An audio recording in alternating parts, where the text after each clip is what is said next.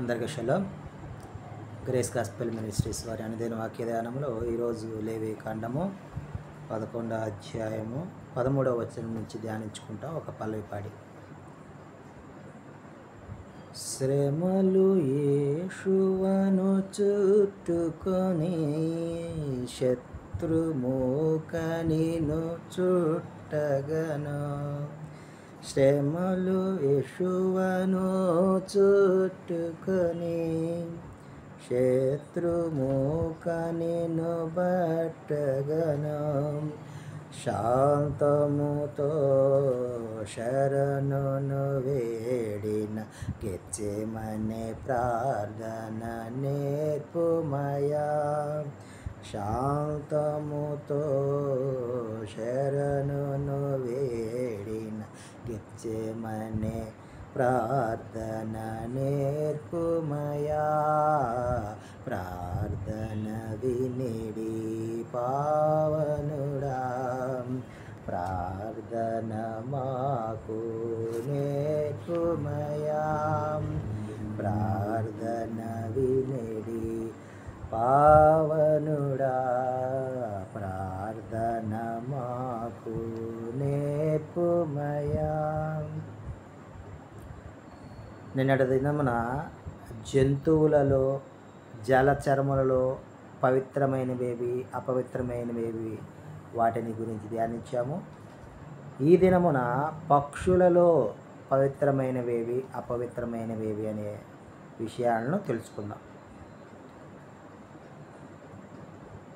పక్షులలో వీటిని హేయములుగా ఎంచుకొనవలెను, వీటిని తినవద్దు, ఇవి హేయములు.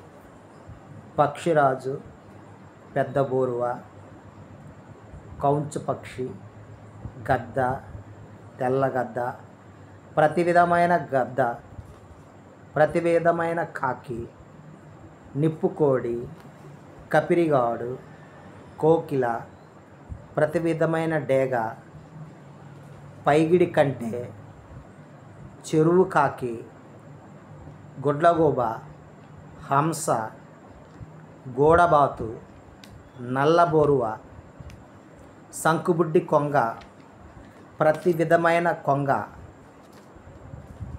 కుకుడు గువ్వ, గబ్బిలము, రెక్కలు కలిగి 4 కాళ్ళతో చెరించు చరములన్నీ మీకు హేయములు.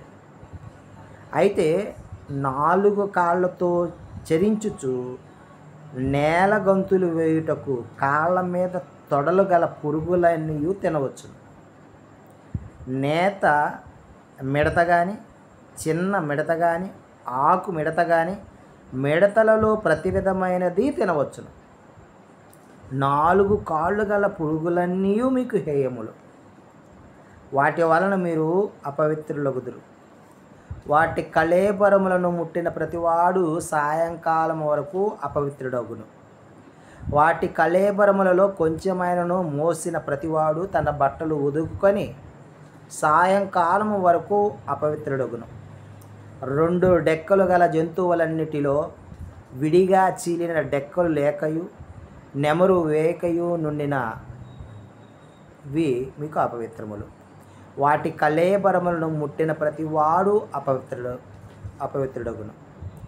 4 కాళ్ళతో నడుచు సమస్త జీవరాశులలో ఏవి అరకాలతో నడుచునో అవన్నీ అపవిత్రములు.